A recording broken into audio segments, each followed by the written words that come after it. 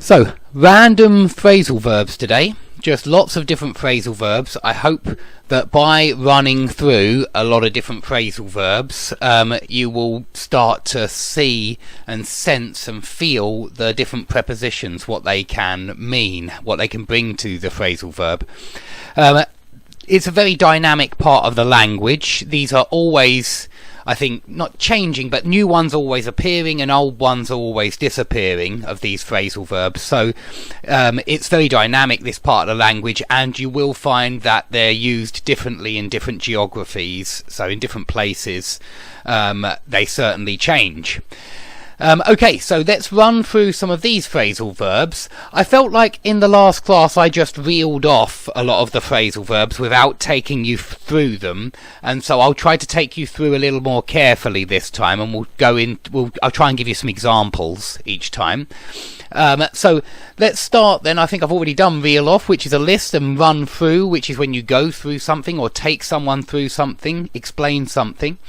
Let's talk about egg someone on, which is very similar to cheer someone on, which means encourage. Yeah, if you cheer someone on, you give them encouragement, and you try to, maybe you're watching your nephew play football and you cheer him on the sidelines, you encourage him to win. But you could also say that you're egging him on. When you egg someone on, you urge them to do something. Now, it's not necessarily the same as cheer, because you can egg someone on to do something bad, and you wouldn't normally cheer them on to do something bad, but you could urge someone to do something negative, carry out some kind of terrible plan, and so in which case you could still say, I egged him on, I encouraged him to do this, I put him up to this. This is another phrasal verb very similar to egg someone on, because when you egg someone on, you encourage them to do something, and when you put someone up to something, you try to influence them so they do something. Okay, we'll come to that one again. But you can also pass on a message. We'd always use this pass on when you have some kind of information that you want somebody else to have. You would ask your friend to pass on this information, pass on the message to another person. Now, there's also a phrase to call on someone or some organisation to do something. And this is when you publicly demand something. This is quite a neutral phrasal verb, not very informal really, quite neutral.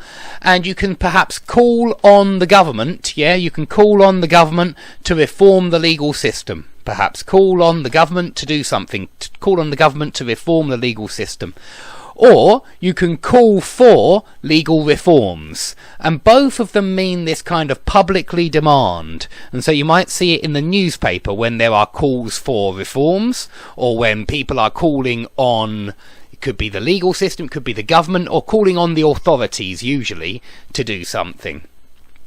You can also press for or push for, which is just a little bit stronger than call for, because it sounds like you're actively doing something. You're not just calling for it, but you're pushing for it, you're pressing for it. So you're applying pressure in order to get your demands.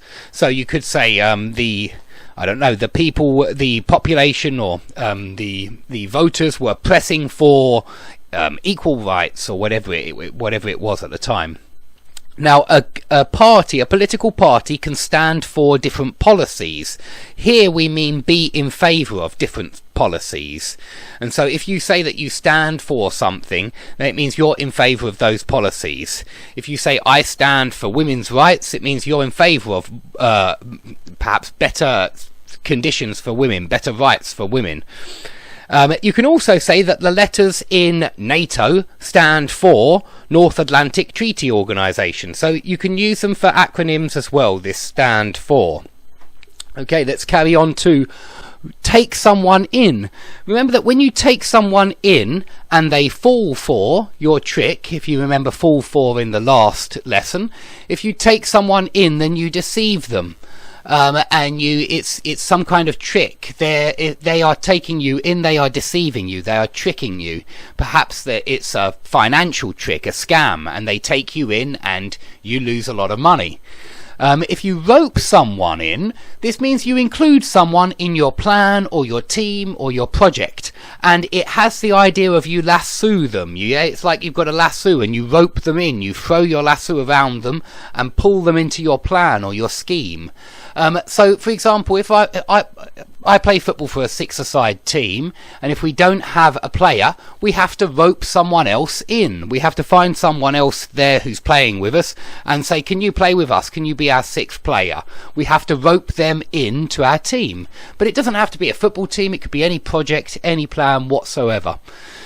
Now, rub something in is very similar to the rub someone's nose in it expression, which is an idiomatic expression, which means to keep talking about something which they find unpleasant or which they find embarrassing. So if you keep talking about something to wind them up, to annoy them, to aggravate them, and make them feel embarrassed, then you're rubbing something in.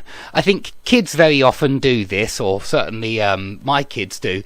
If they have some kind of advantage or something something pleasant which the other one doesn't have, maybe an ice cream, they will rub it in the other one's face. They will show their ice cream and show how happy they are that they've got their ice cream, even though the other one finds it unpleasant to see what they don't have, and so they're rubbing it in. But any situation where you're reminding someone of something uncomfortable, you're rubbing it in. Okay, if you stick to a plan or keep to an arrangement, then you just, as it sounds really, you don't you follow the rules, or you follow the plan. You don't fail in any kind of way to carry out the plan. You keep to the plan, and you keep to exactly how it was planned, how it was arranged. You don't go in some other direction. Okay? If you turn to somebody, then usually it means you want advice. You turn to somebody when you need advice or when you need help. Something like that. It's got to be some kind of advice or some kind of help. So you could say, when I get upset, I usually turn to my auntie for advice. Something like that. Put something to someone. Here, put is being used as a speaking verb, and it very often is. You can say, how can I put it? Meaning, how can I say it? That's actually a very common English expression, how can I put it?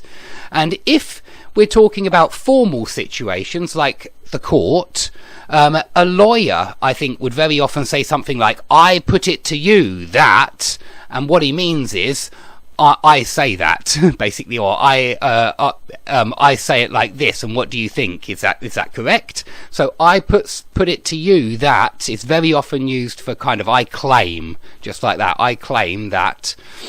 Okay, we also have a go at someone, hit back at someone, and I've put this one up again because I think I did a bad job in the last video. I think I said that keep on at or go on at was criticize. Well, that's not really right. It's keep talking. That's the go on or keep on part. And then you've got the at, which is always angry, or maybe not always, but very often. Look at isn't angry, but stare at and glare at are angry. But go on at or keep on at is keep demanding something from someone, keep bothering someone with demands, keep demanding, and it's a bother. Sorry, I've written it there, look at that, bother with demands.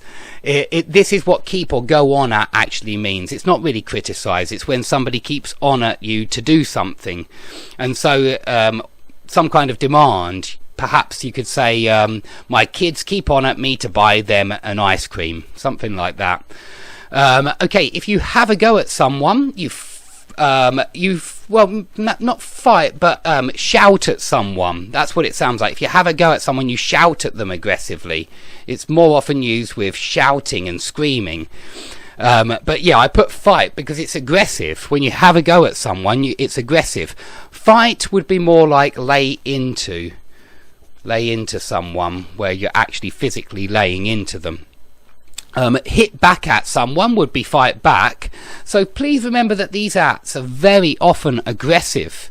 Very often we use at in an aggressive way in these phrasal verbs.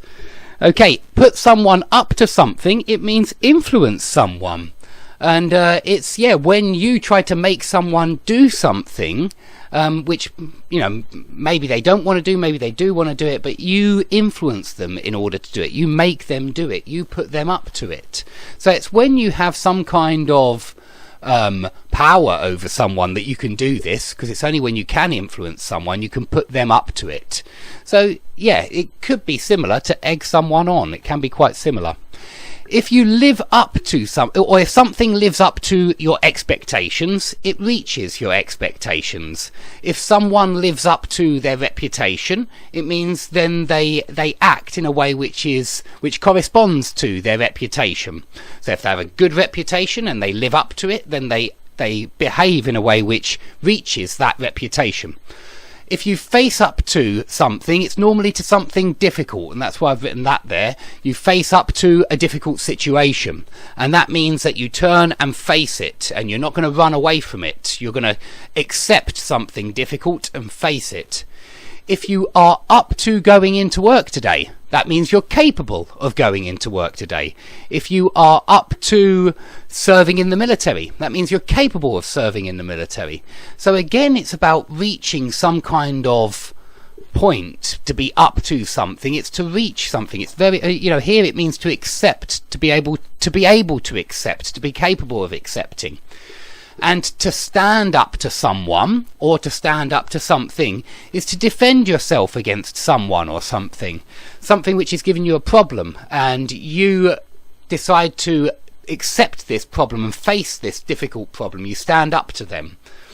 Okay, now with some out phrasal verbs. If you blurt something out or something slips out, then it's like a Freudian slip, we say. It means you said it when you didn't intend to say it, but you accidentally said something. So when you blurt something out, it's when you accidentally say something which perhaps you shouldn't have said.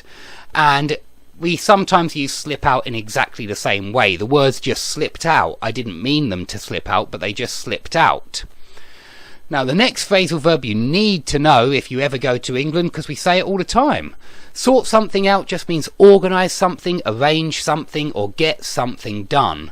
And so you can say it for anything. Did you sort out your visa? Did you sort out your plane tickets? Did you sort out the problem at the school? Did you sort out that extra job which you had to do yesterday? Did you sort out that errand, that task? Anything. We use it all the time. Please use it as often as you can. Bottle out means chicken out. It's when you're not brave enough to do something. You bottle out of a plan. So you might bottle out of a ski jump, or you bottle out of going skiing because suddenly you realise it's quite scary. If you fall out with someone, then it means that you have a problem in your friendship. It's when you break off relations. It's when you stop being friends. So it's like a break off of relations. It's when you... With a boyfriend and girlfriend, we'd say break up, but with friends, we'd say fall out with. You fall out with friends. Okay, if you have it out with someone, you discuss some kind of problem angrily. It's very similar to have a go at, but have a go at just means shout and scream at someone because you're angry with them. Have it out with someone, it sounds like there's some kind of angry problem that's been between you for some time, and you decide to have it out with that person. So you bring up the problem, you mention the problem, and you have it out with them. So you discuss something angrily rather than just shout at someone. Okay, if you have any questions about any of these phrasal verbs, please put them under the video. They are very difficult. I think it's what makes informal English extremely difficult, and they're very dynamic and they change from place to place. So please ask under the video if you have any questions, and I hope to see you all soon. Thanks for watching.